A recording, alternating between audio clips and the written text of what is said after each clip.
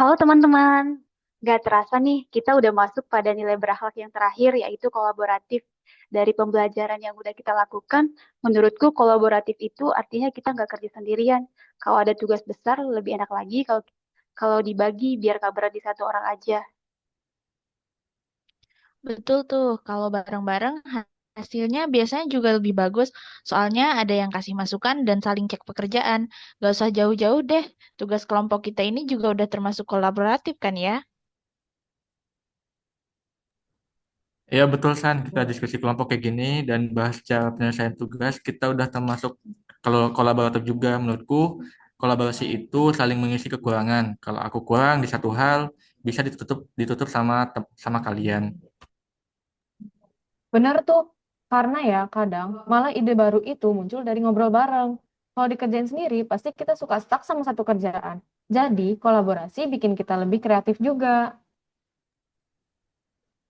Aku juga gitu. Kalau kolaboratif bikin kerjaan lebih mudah dan juga bisa membuat kita lebih semangat.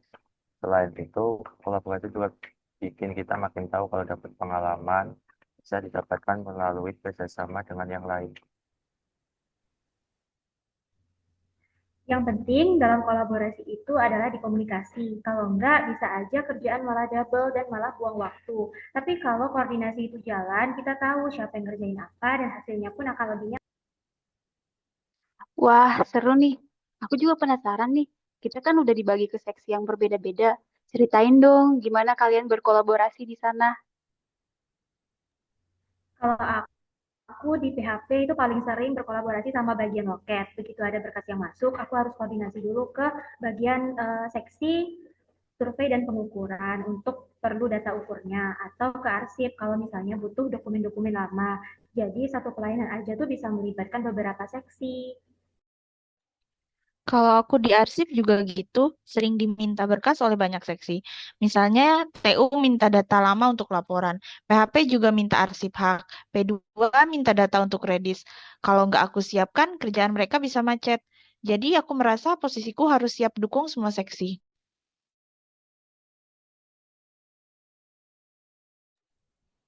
Aku di P2 malah kerasa banget sih kolaborasinya, karena nggak cuma berhubungan dengan sesama kita di BPN aja, tapi juga melibatkan stakeholder lain kayak pemerintah daerah, pemerintah desa, kementerian lain, sampai ke masyarakat juga.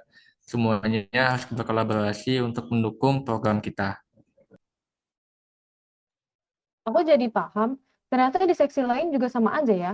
Semua nggak bisa kerja sendiri. Kayak di TU sih kelihatannya administratif. Di ujung-ujungnya tetap butuh data juga dari seksi lain. Betul, kalau bisa ada koordinasi, kerjaan bisa benar di tengah jalan. Makanya selama di penetapan harga pendaftaran, aku semakin tahu pentingnya komunikasi lintas seksi. Apalagi banyak kegiatan yang melibatkan instansi lain. Jadi, kalau aku simpulkan nih ya, intinya di sini kita nggak bisa kerja sendiri, teman-teman. Semua seksi harus saling dukung biar pelayanan ke masyarakat lebih cepat dan maksimal. Oke deh, teman-teman. Makasih ya udah meluangkan waktunya. Diskusi kita cukup sampai di sini untuk kali ini. Selamat melanjutkan aktivitasnya kembali dan jangan lupa terapkan berakhlak ya, teman-teman. Oke. Oke, terima kasih Yani.